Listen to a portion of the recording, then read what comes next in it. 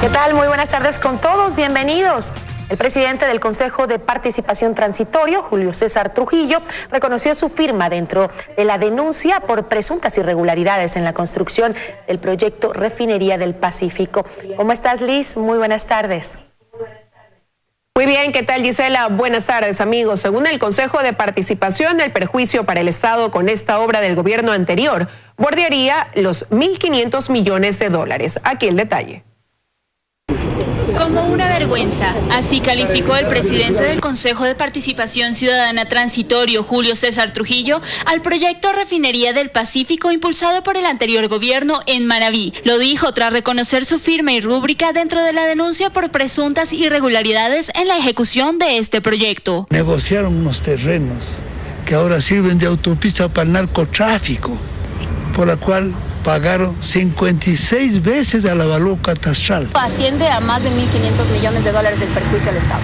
En la denuncia presentada están, según dicen, 20 personas implicadas, aunque solo revelan uno de los nombres. Hemos también nosotros considerado la participación del expresidente al ser él una pieza fundamental, digamos, en materia de contratación debido a sus pronunciamientos mediante decretos ejecutivos, las declaraciones de emergencia, etcétera. Señala que al momento se han emitido 7 informes con presuntas irregularidades en proyectos emblemáticos del gobierno de Rafael Correa, por lo que aunque le resta cerca de un mes para que concluyan sus funciones como autoridades transitorias, planean impulsar por lo menos 5 denuncias más. En esta semana tenemos proyectado, espero yo poder cumplir, la presentación por las irregularidades en reconstrucción de Manabí, Poliducto Pascuales Cuenca, Toachi Pilatón, construcción de hospitales públicos y construcción de escuelas del milenio. Si así concebían buenos negocios, Correa, ¿cómo habrá vendido al país? Pues nos dejó endeudados, se comió toda la plata del petróleo.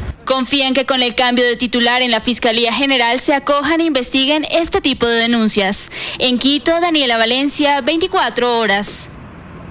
Diana Salazar será posesionada esta tarde ante la Asamblea Nacional como fiscal general del Estado. Los legisladores sostienen que una vez que inicie sus funciones debe priorizar los temas relacionados con la corrupción. A las 4:30 de este lunes, la Asamblea Nacional sesionará para posesionar a Diana Salazar como la fiscal general del Estado. En el Parlamento ecuatoriano creen que hay temas importantes en Fiscalía que demandan agilidad, como el caso de Brecht. En el 2016 ya hablaban de unos nombres, de un listado de nombres, sin embargo en la Fiscalía y en todos los órganos correspondientes se ha quedado ahí como que tapado. No puede quedar solamente en un tema de asociación ilícita, sino de todos los delitos derivados y conexos teniendo a ello. Salazar asumirá la Fiscalía con temas pendientes como los procesos al expresidente Rafael Correa, que suman 13, y uno al presidente Lenín Moreno. Nadie está por encima de la ley, por lo tanto, las investigaciones que están en marcha tienen que seguir. Ojalá dejemos de lado ya la persecución, ojalá la Fiscalía haga un rol técnico y trabaje técnicamente en lo que le corresponde. Diana Salazar tuvo que dejar la unidad de análisis financiero y desde la semana anterior ha mantenido reuniones para la transición. Ella ha mencionado que reestructurará a la Fiscalía. Está en el absoluto derecho de conformar un equipo de trabajo de acuerdo a cómo ella quiera llevar la Fiscalía, y esto incluirá también a fiscales provinciales. Otro tema pendiente para el legislativo son las denuncias contra los 19 asambleístas que aún reposan en la Fiscalía. Además, los legisladores consideran que las actividades que realice Diana Salazar serán vigiladas por los ciudadanos, pero también por esta Asamblea Nacional que, de ser necesario, activará los procesos de fiscalización. En Quito, Andrea Samaniego, 24 horas. El presidente del Consejo de Participación Ciudadana Transitorio, Julio César Trujillo, pide la contribución económica de la ciudadanía para la consulta popular que busca eliminar el Consejo de Participación Ciudadana y Control Social. Además, planifica la primera reunión del Comité de Reinstitucionalización. La idea ya fue lanzada por el presidente del Consejo de Participación Transitorio para eliminar a ese organismo. Una consulta popular con el respaldo del 8% de las firmas del último registro electoral. Ahora se busca los fondos para hacerlo. Vamos a abrir una cuenta para todos los que quieran contribuir, no solo con su firma, sino también con alguna contribución de dinero para financiar nuestras actividades. La iniciativa será enteramente ciudadana, sin la participación del gobierno. pero aceptarán todos los apoyos posibles para cumplir su objetivo de eliminar al Consejo de Participación, sin negar la posibilidad de que la reforma a la Constitución tenga un mayor alcance. Y son temas que están absolutamente vinculados. Por ejemplo, si mañana se elimina el Consejo de Participación Ciudadana y Control Social, lo lógico es pensar en la Asamblea Nacional. Sin embargo, la actual estructura de la Asamblea Nacional es el mejor mecanismo para la designación de autoridades. Esa es una pregunta que tiene que también entrar en el debate nacional. Hemos hablado, yo particularmente he hablado en algún momento dado de la necesidad de crear un Senado en el Ecuador. Lo hará junto a un grupo de connotados ciudadanos que han sido invitados por Julio César Trujillo a conformar el Comité para la Reinstitucionalización del Estado, que lo conforman los expresidentes Rosalía Arteaga y Gustavo Noboa, juristas como Hernán Pérez Luz, el historiador y político Enrique Ayala Mora y personalidades como Nelsa Curvelo y Simón Espinosa. Corresponde ahora hacer la convocatoria a la primera reunión. Lo que queremos analizar es efectivamente cuál debería ser la vía que el comité va a sugerir en su petición de dictamen a la Corte Constitucional y adicionalmente qué objetivos complementarios debe tener este comité en el mediano y en el largo plazo. Pero no será una tarea fácil, advierte este jurista, pues la eventual consulta que busca la eliminación del Consejo de Participación tendrá sus detractores. Por lo pronto ya sabemos de dónde vendrían esta oposición que ha sido ya manifiesta por parte del expresidente de la República y por parte de uno de los eventuales presidentes de la República. Y es que el líder del Partido Social Cristiano, Jaime Nebot, se opone a la eliminación del Consejo, igual que el expresidente Correa y su grupo de Revolución Ciudadana, y posiblemente los propios consejeros electos el 24 de marzo. En Quito, Freddy Paredes, 24 horas. En otros temas, el canciller José Valencia rechazó una vez más la publicación del portal Wikileaks en la que señalaba la expulsión de Julian Assange de la Embajada de Ecuador en Londres y anunció que el Estado ecuatoriano actuará apegado al derecho internacional. Entre esos rumores señalaban que el Estado ecuatoriano estaría en contacto con algún país para determinar el arresto del señor Assange, y ese no es el caso. El señor Assange sabe perfectamente que tiene una deuda pendiente con las autoridades británicas por la violación de su libertad provisional en el año 2012, ¿sí? Pues tendrá que responder por eso. Es independiente de cualquier decisión que tome el Estado ecuatoriano, el cual la decisión del Estado ecuatoriano será una decisión soberana, independiente, autónoma y, quiero recalcar una vez más, estrictamente apegada a derecho. El presidente Lenín Moreno realizó la apertura de nuevos servicios de la modalidad de atención familiar Creciendo con Nuestros Hijos en la Unidad Educativa Santa Elena, ubicada en la provincia de Santa Elena. Carlos Acoto se encuentra en el lugar y nos tiene más detalles. Carlos, adelante, buenas tardes. ¿Qué tal, compañeras en estudios? Muy buenas tardes, amigos televidentes. Nos encontramos en la Unidad Educativa Santa Elena, aquí en la provincia del mismo nombre, donde hace pocos minutos terminó el acto de socialización del programa Creciendo con Nuestros Hijos, programa que emprende el gobierno nacional y que forma parte de la misión Ternura. Aquí en la provincia de Santa Elena, el presidente de la República, Lenín Moreno, aseguró que se abrirán 197 unidades que formarán parte de esta iniciativa. Escuchemos lo que dijo el primer mandatario. Vamos a aprender a alimentar y a nutrir a nuestros hijos. Nada es más gratificante que ver a nuestros hijos crecer saludables, alegres, bien formados, física, emocional y además espiritualmente. Vamos a verlos convertirse en ciudadanos, en trabajadores productivos, en seres humanos con principios, que practiquen, que promocionen los valores. Y bien, en el evento también estuvo presente la ministra de Inclusión Económica y Social, Berenice Cordero, quien hizo referencia a las graves estadísticas de desnutrición que llaman la atención del gobierno y que justamente son aquellas que se buscan paliar con esta iniciativa denominada Creciendo con Nuestros Hijos. Escuchemos. Tenemos un problema de hábitos, de higiene. Entonces la desnutrición afecta al 37% de cada niño menor de 5 años, es bastante, porque no estamos hablando de una zona en donde no hay agua potable, por ejemplo. A nivel nacional, en este programa se invertirán cerca de 200 millones de dólares y se tiene el objetivo de beneficiar a más de 300,000 niños, niñas y adolescentes en condición de vulnerabilidad. Es lo que le podemos informar desde la provincia de Santa Elena. Continuamos con mucho más en estudio. Buenas tardes.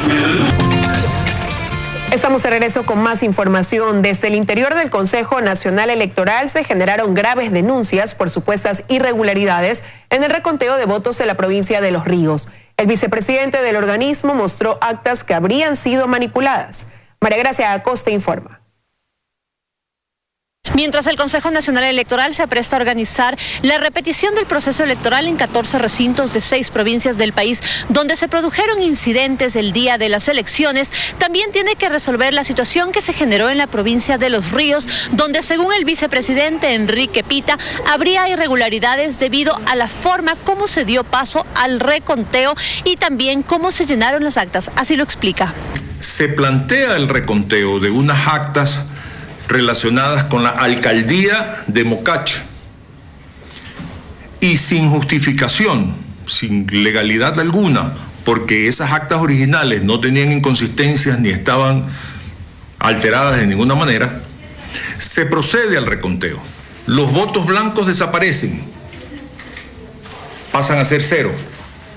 Los votos nulos que estaban en 0.35 pasan a ser 115. La votación de la candidata Holguín de 0.89 pasa a 10.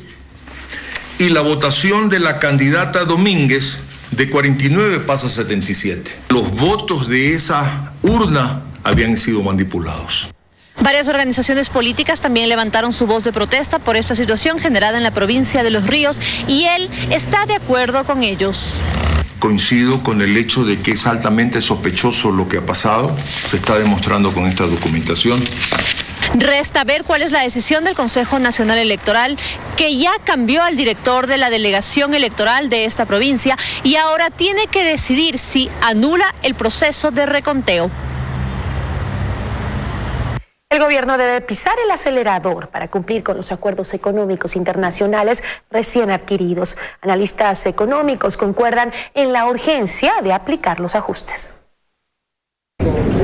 El gobierno ha recibido poco más de $1.000 millones provenientes de los organismos multilaterales en el último mes, 652 millones del Fondo Monetario Internacional y 350 millones del Banco Mundial, apenas una cuarta parte de lo que Ecuador espera obtener hasta finales de año. Sin embargo, para que los abonos continúen, el país debe cumplir trimestralmente con metas que confirmen mejoras en su economía. Y es ahí, a decir de Walter Spurrier, analista económico, parecería no haber apuro. Es un poco pausado, porque están hablando de una reforma tributaria que se va a mandar hacia finales del año. Se está hablando de la necesidad de nuevas normas laborales, pero también están hablando de hacerlo después. Para Alberto Acosta, la aplicación de los ajustes no es solo cuestión de voluntad, también depende del plano político. Las reformas tributarias requieren de apoyo en la Asamblea, tiene que negociar apoyos con los grupos de oposición.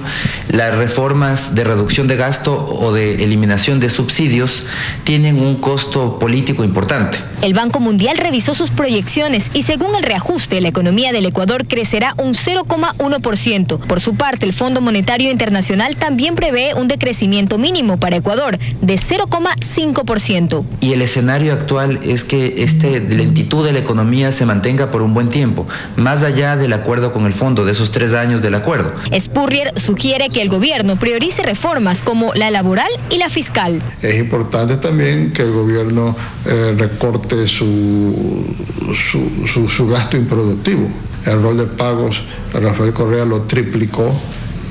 Y sencillamente el país no puede pagar eso. El próximo año el gobierno deberá sumar a sus cuentas por pagar $2.200 millones correspondientes al vencimiento de los bonos 2020. Joana Ramos, 24 horas. La falta de un medicamento dentro de un tratamiento contra el cáncer puede significar la diferencia entre la cura o no de la enfermedad. El 90% de niños con leucemia en Europa logra sobrevivir, pero en nuestro país la cifra no llega ni al 60%. Expertos coinciden en que el problema es la falta de medicación. Una lista de medicamentos del cuadro básico que prometen actualizar. Enfermos con cáncer obligados a acudir a la justicia para tener sus medicinas, mientras el tiempo avanza. Pero ¿qué tan determinante es para el tratamiento de un paciente con cáncer la ausencia de su medicina? No se puede tratar el cáncer, no se puede consensuar unos protocolos y unos tiempos si no dispone de los fármacos. O sea, los resultados que se obtienen, los éxitos que se obtienen aplicando un protocolo determinado que tiene 4 fármacos, por ejemplo, cada 21 días, si le quitas un fármaco ya no es el mismo resultado, ya no es lo mismo. Y eso aquí en Ecuador se adolece. Lo decía Antonio López Bermejo en el encuentro latinoamericano contra la lucha al cáncer que se realizó en Guayaquil. ¿Quién mejor que él, que ha intervenido en la cura de 108 niños ecuatorianos, para conocer la situación que padecen los enfermos con cáncer en Ecuador? Hoy no hay secreto. O sea, en Europa no se sabe más, los conocimientos son los mismos. O sea, no se puede tratar el cáncer más barato o no se puede tratar el cáncer con menos fármacos. Hay que tratar cada tipo de cáncer con los fármacos que se necesitan. Lo que dice López lo ratifica Guillermo Pulso, miembro del Consejo Directivo de Solca. Las medicinas son indispensables para cualquier paciente que padezca cáncer. Y lamentablemente no todos los medicamentos que podrían ser usados para estos tipos de pacientes están en el cuadro nacional de medicamentos básicos, por un tema que implica también cosas de un factor económico, que es entendible, pero yo creo que eso debe ser manejado inteligentemente. Podemos hacer una comparación. En España, más del 90% de niños con leucemia aguda se cura. En nuestro país, el 40% de pequeños que padece esta misma enfermedad no logra superarla. El tiempo es terriblemente valioso e imprescindible para los pacientes. Pero no podemos seguir escondiendo la verdad y dilatar este proceso que al final del día perjudica a pacientes que no reciben sus medicamentos y muchos de ellos terminan falleciendo. Dayana Monroy, 24 horas. Representantes de 14 países de América Latina se reúnen por tercera vez en la Cancillería ecuatoriana para abordar aspectos técnicos relacionados con la masiva migración de venezolanos. La cita concluirá el día de mañana y será la última de este tipo que se realice en Quito, pues la cuarta reunión tendrá lugar en la Argentina. Se espera que el acuerdo finalice con una nueva declaración en la que se puntualicen los compromisos acordados, sobre todo relacionados con los documentos de viaje de los venezolanos.